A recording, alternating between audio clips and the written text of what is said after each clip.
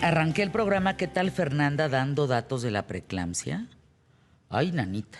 Qué fuerte. Sí, fíjense que sí. Estás hablando de 50,000 muertes al año.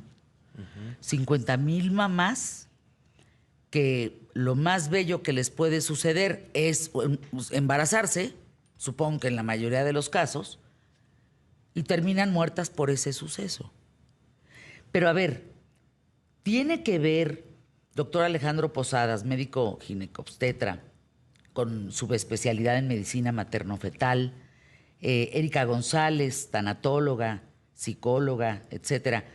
¿Tiene que ver esto con tu alimentación, con tu genética, con dónde crece el embarazo, dónde te desarrollas? ¿Con qué tiene que ver la preeclampsia? Estábamos hablando ahorita, cállense que me puso su reloj Gonzalo y salí con 77, o sea, salí bajo, muy bajo en latidos por minuto. Dice el doctor, no es tan bajo, Fer. O sea, 77 no está mal. Bueno, seguro, doctor, bueno, tú le sabes.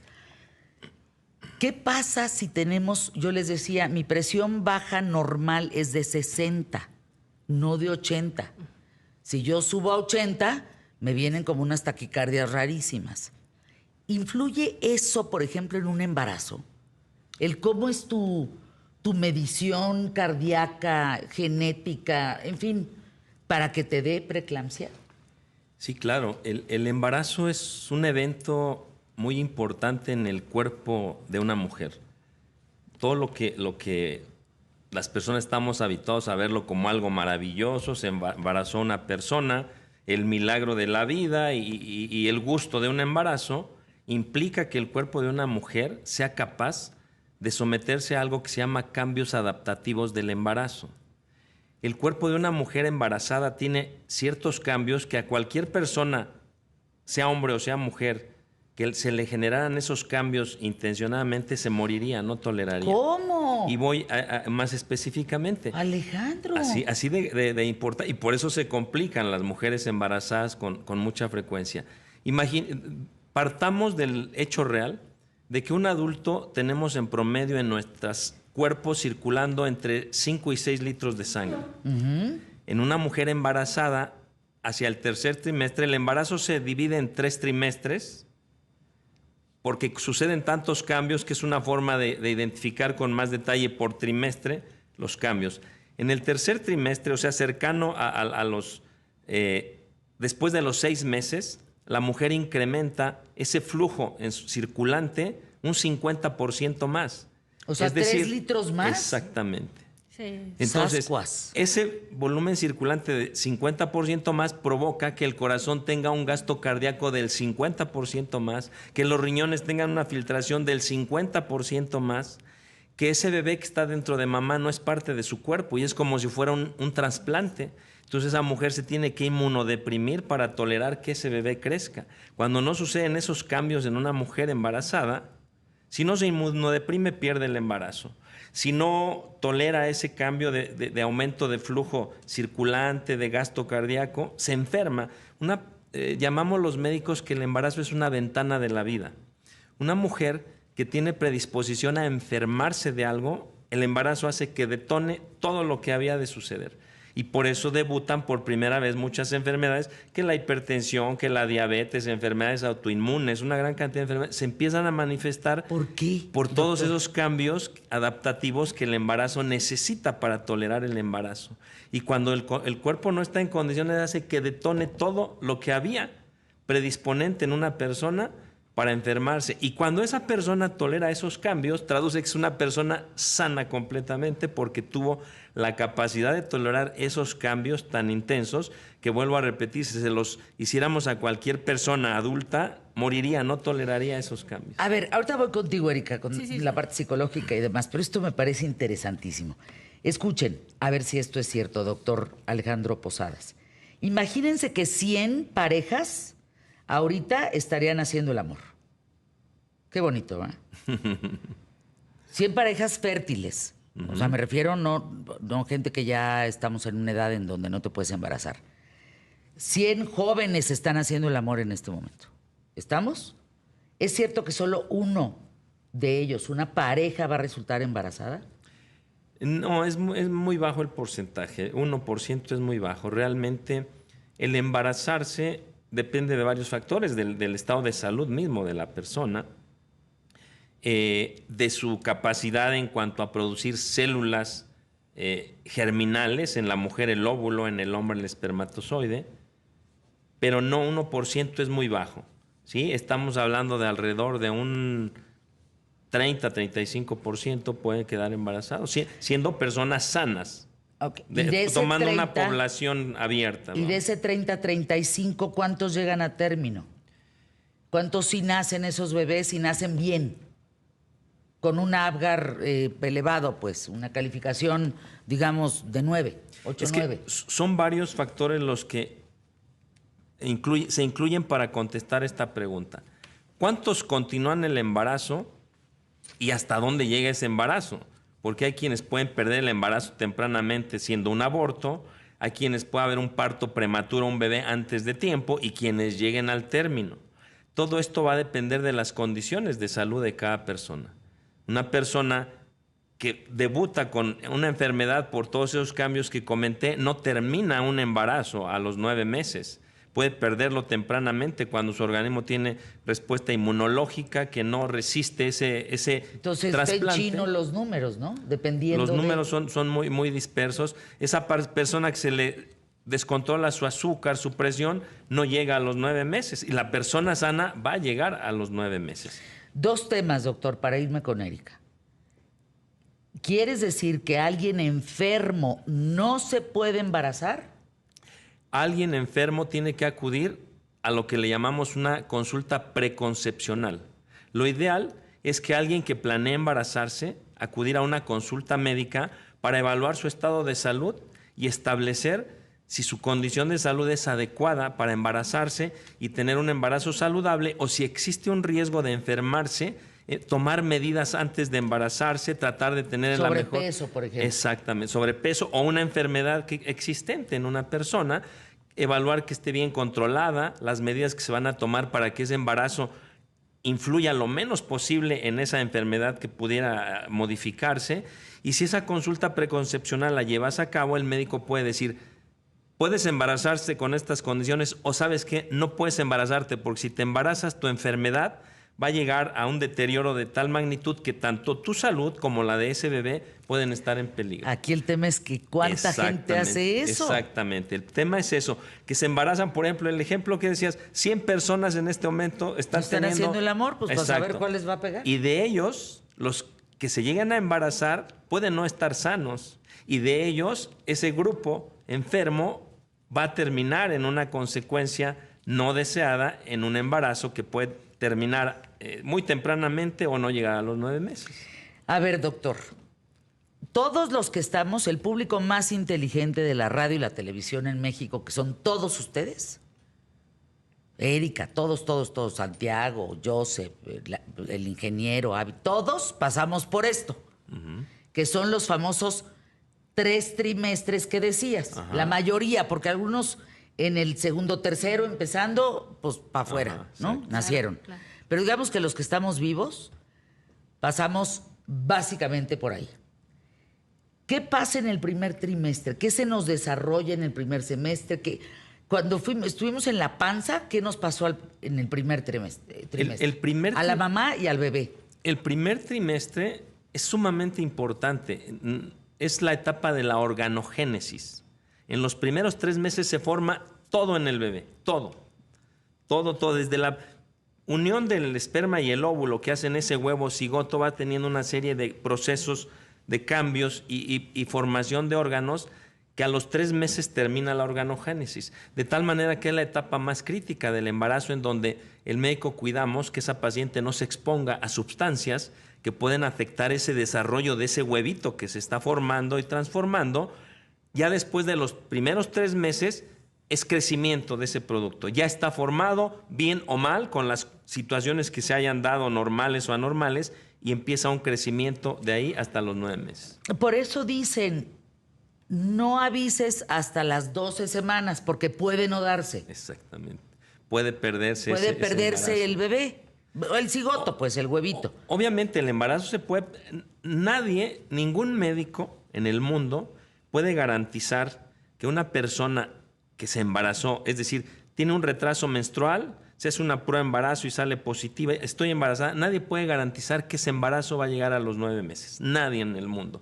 Ese embarazo, desde el momento de la fecundación del óvulo y el espermatozoide, es impredecible lo que pueda suceder. Claro. Los cambios que van sucediendo día con día y hasta dónde va a llegar es absolutamente impredecible. Pero a ver, doctor, yo ahorita voy contigo, Erika, no vayas a pensar sí, que yo no no te estoy... preocupes. Vamos por partes, ahora sí que un bloque y un bloque. Pero fíjate, en ese primer trimestre, doctor Posadas, se desarrollan los ojos, la nariz, los intestinos, las piernas, dedos, Corazón, cerebro, toditito como estamos. Sí, es En el correcto. segundo trimestre, Hay crecimiento, formación de la placenta, empieza a desarrollarse esa placenta. En los primeros 3 meses el huevito tiene una implantación, una anidación en la pared del útero, lo que le llamamos endometrio. Lo que las mujeres pierden cuando menstruan cada mes es endometrio. Una mujer por eso que se sangras. embaraza ya no menstrua porque ese endometrio sirve esos primeros 3 meses para nutrir a ese huevito. Y después de esos 3 meses empieza el crecimiento y desarrollo de la placenta, de tal manera que por ahí a la semana 16 promedio termina de formarse esa placenta. Entonces esa placenta ya es el vehículo que va a permitir la conexión entre mamá y bebé para llevar nutrientes, oxígeno, y ahí ya depende absolutamente de lo que mamá le transmite a través del flujo sanguíneo que hay entre el útero o matriz y la placenta. y ahí solamente te crecen los piecitos, te crece la cabeza, Todo, te crece todo. todo, te crecen los órganos, crece. Y en el tercer trimestre, Todo el tiempo de segundo y tercer trimestre es crecimiento. El crecimiento se va dando en base a la cantidad de sangre que llega a ese bebé a través de la placenta. a ver, déjenme ir a anuncios QTF y regresamos con eso y después con el vínculo emocional de toda esta historia. Claro. Aguas, porque fíjense que más mujeres se están embarazando en estos días después de los 40 años. Y eso, aquí ya en China, podemos vivir más, podemos ser más longevos, pero no significa que las mujeres tengamos mejor calidad para poder tener hijos después de los 40. Exactamente. Foco rojo. Foco rojo. Porque ahí se aumenta, sí se aumenta la posibilidad de una preeclampsia, de hipertensión. Diabetes, todas las enfermedades. Y de la salud del bebé. Una mujer que se embarace después de los 35 años ya se considera un embarazo de riesgo. La edad reproductiva normal para una mujer es de los 20 a los 35 años. Antes de los 20 y después de los 20 hay riesgos porque su estado de salud no está en óptimas condiciones y fuera de ese rango de edad se puede presentar cualquier enfermedad o complicarse con mayor posibilidad que dentro de ese rango de edad. Eso por un lado. Y dos, por eso existe, chavas, señoritas, disculpen. Por eso existe congelar tus óvulos. Por eso quien no tenga ahorita, que tenga unos 20, ¿qué? 28, no tenga un proyecto, 27 de vida ahorita para tener hijos, pues lo puede alargar congelando sus óvulos. Criopreservación. Claro. Por eso existe una cosa que se llama esto, que dice el doctor, para que si rebasas los 35 puedas seguir embarazada, pues. Claro. Por supuesto. Ahora, te preguntan ahora sí ya, Erika. El doctor y yo nos callamos. Erika González, psicóloga y tanatóloga. Erika, dice Cecilia Palestina, a ver, mis 2 embarazos fueron de 8 meses por preeclampsia, bajo peso, nacieron por cesárea, todo un desastre. Pero está bien, mi hija tiene TDA. ¿Es posible que sea por ese tipo de embarazo? No, realmente el TDA incluso en muchas ocasiones está mal diagnosticado. Hoy, con frecuencia, un niño inquieto, travieso, lo quieren sentado en un lugar, obedeciendo las reglas como obedecíamos antes, y cualquiera que se sale de ese parámetro está siendo considerado TDA. Entonces, esto es multifactorial, no necesariamente se puede deber a que haya sido de 8 meses. Erika, pensemos en la mayor parte de las personas que cuando nos embarazamos deseamos a ese bebé. Y cuando transcurre el primer trimestre, el segundo y el tercero, las cosas no van como quisiéramos. No solo por sentirnos bien o mal, lo que dice el doctor, que pues, si estuviéramos en otras circunstancias nos moriríamos del cambio en nuestro cuerpo. El cambio es brutal. O sea, el cambio para cualquiera que haya estado embarazada entenderá a lo que me refiero y ni ahondo en el asunto. Pero de que te cambia el cuerpo, te cambia todo te cambia. ¿Cuándo empieza a ser esto una tragedia, pues? O sea, ¿cuándo una preeclampsia? ¿Cuándo la expectativa? Porque nadie que se embaraza desea que se enferme, o que algo le pase, o que algo te pase. Claro. Pero sí pasa. Claro. Me parece que se convierte en tragedia cuando afecta el tema de salud, ¿no? Tanto del bebé como de la misma madre. Creo que ahí empieza a volverse tragedia y dependiendo de hasta dónde lleguen las consecuencias de la misma, ¿no? La pérdida del mismo niño o incluso hasta la de la madre. Me parece que ahí es donde inicia la ¿Qué tragedia. estás viendo tú en tu entorno? ¿Qué casos estás viendo? Pues mira, frecuentemente a la muerte de la madre es cuando la tragedia es mayor, ¿no? Porque la familia se desintegra, no se sabe qué va a hacer de ese niño que nació. A veces los hermanos mayores se hacen cargo cuando es algo que no les corresponde y entonces ese cambio de rol va a afectar a esa familia por mucho tiempo. O sea, ¿es más duro que muera la mamá que el bebé? Yo pienso que sí. Yo pienso que sí. Quizá porque no tienes todavía ese lazo con el bebé. ¿O por qué podría ser? El vínculo existe, ¿no? El lazo siempre está ahí presente. Pero que muera la madre, pues es el eje de la familia en muchas ocasiones, ¿no? Pensemos en esa madre que va a ser solitaria porque el papá por múltiples razones se fue, pues ese eje se pierde y entonces la familia queda desamparada. Si esa mamá es económicamente activa, entonces también estamos hablando de otra situación, ¿no? Aguas, ¿eh? Lo estoy preguntando en el país en donde 6 de cada 10 mujeres mantienen su casa. Así es. Entonces no es menor. Así es. Entonces, la dinámica familiar, pues obviamente se entorpece. Los niños quedan huérfanos a la buena de el pariente que los quiera recibir, de los mismos abuelos que se pueden hacer cargo. Fíjense que aquí la pregunta cabe, ¿eh? Y te la hacen, Erika. Es lo mismo. Es que hablar de sufrimiento, híjole, sí está bien complicado, porque tendría que haber como métricas, y dependiendo el caso y dónde y a qué hora, pero perder el bebé unos días antes de nacer o perderlo después de días o semanas o años de nacido.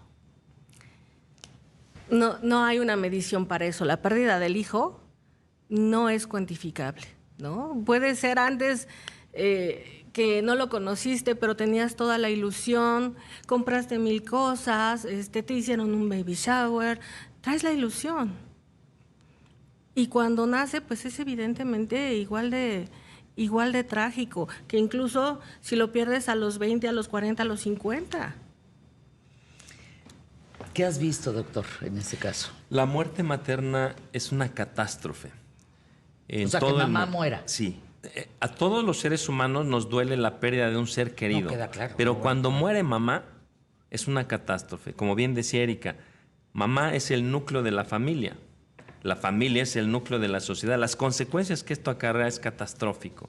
Consecuencias emocionales, sociales, económicas, pero es una catástrofe cuando mamá muere, la consecuencia que genera en una familia. Y si existen hijos, a esos hijos que quedan, y si son pequeños, la posibilidad de que los mismos hijos mueran por ya no existir mamá en familia, es una consecuencia catastrófica. O sea, deshace el seno, ¿no? Familiar. Totalmente. Y viene problemáticas más fuertes también, ¿no? Esos niños que se quedan a la buena de Dios, sin escuela quizá, de ahí nos vamos a una posible delincuencia, drogadicción, alcoholismo. O sea, las consecuencias de la muerte de mamá son innumerables. Aquí, híjole, es que yo en eso sí soy muy pareja, ¿no? me parece que de papá también tendría que ser lo mismo. O sea, si pasa en donde esta mujer queda con un bebé y él muere, también es una cosa. O sea, la muerte en sí, cuando te agarra en curva, yo digo, cuando la muerte no respeta las generaciones, o sea, primero mi mamá, luego yo, luego mi hija, luego la hija de mi hija y así sucesivamente. Si eso se altera, es una tragedia. Claro, por supuesto. Y como decías, ¿no? También en el caso del papá, o sea, nos estamos enfocando ahorita a la mamá, pero siendo la mamá culturalmente la que está al lado de los hijos, la que los cuida, la que los lleva a la escuela, pues el papá está enfocado básicamente en la parte económica, ¿no? Es que ya no es así, Erika. Ha cambiado, decías Pues hace ratito, ¿no? De 6 hogares, 10 son mantenidos por mujeres. Y a veces esos hogares tienen un hombre que se queda en los roles de la mujer. Yo cada vez lo veo más. Han cambiado mucho las cosas. Miren, hace 23 años, estamos hablando hace 19, 20 años, yo era la única mujer separada en un salón de clases. Hoy, 3/4 partes de ese salón de clases están divorciados. O sea, es un cambio brutal. Así es. Sí. Y yo te decía porque culturalmente el hombre no está acostumbrado a ser ese cuidador como lo es mamá, ¿no? No por demeritarlos o no por hacerlos a un lado, pero creo que en México culturalmente la mamá es la que lleva ese eje, ¿no? Hay que hablar de esto, Emilio. Apunta, por favor, este tema. ¿Es porque los señores siempre los hacen a un lado las propias mamás diciendo yo sé más que tú? Yo creo que por ahí va. O porque no le saben. Porque decimos mucho que tenemos las mamás ese instinto materno. Ah, chica, ¿y ellos no? Claro. Es cultural, indudablemente. Es la forma en que hemos vivido fuerte, y ¿no? lo hemos manejado y estamos acostumbrados a ello. Pero por supuesto que puede existir la posibilidad de manejarlo de diferente forma. Pero esto es cultural, usos y costumbres que tenemos en las diferentes regiones del mundo. Pero en México sí es esto muy, muy evidente, cultural y... Yo lo hago mejor que tú. Exacto. Bolas. Gracias por estar aquí, Erika. Gracias por venir. Alejandro Gracias. Posadas. Sus datos rápidamente, Alejandro, los tuyos, doctor. Sí, Alejandro Posadas Nava, mi correo electrónico dralex.posadas@gmail.com. ¿Y Erika? Erika González Rodríguez. Y mi Facebook es psic de psicóloga y mi nombre, Erika González Rodríguez.